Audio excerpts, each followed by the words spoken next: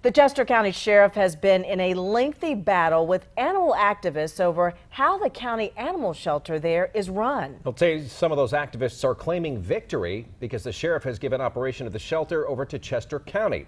Eyewitness News reporter Greg Suskin is live at that shelter. And Greg, there was actually a lawsuit over all this.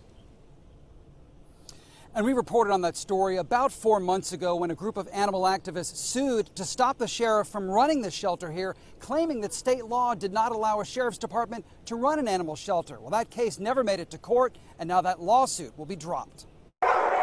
The tiny, often overcrowded and underfunded animal shelter in Chester County is under new management after county leaders voted last night to accept control of the shelter back from the sheriff's department. They've done what they could with what they got, and we're just picking up and moving forward. County Supervisor Shane Stewart says he and the sheriff have been talking about this move for more than a year, and the sheriff willingly gave control back to the county. A statement from Sheriff Alex Underwood says, in part, "This decision is in the best interest of the community and the taxpayers. Sheriff Underwood has made great strides in improving the shelter and its operations. He feels the shelter is the best it's been in years." It just went downhill, and the care for the animals went downhill. Jackie Kyles was part of that lawsuit aimed at getting the sheriff out of the animal control business.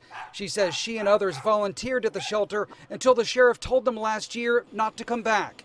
She believes conditions inside were not adequate and hopes that will change now. I know that they'll get in there and make sure these animals are cared for. Today we saw the shelter getting a fresh coat of paint, and sheriff's badge decals have already been removed from the vehicles. County leaders are talking about upgrades to get more people in to adopt. It looks bad, but we just want to straighten that up and get that cleaned up because we're going to rebrand. And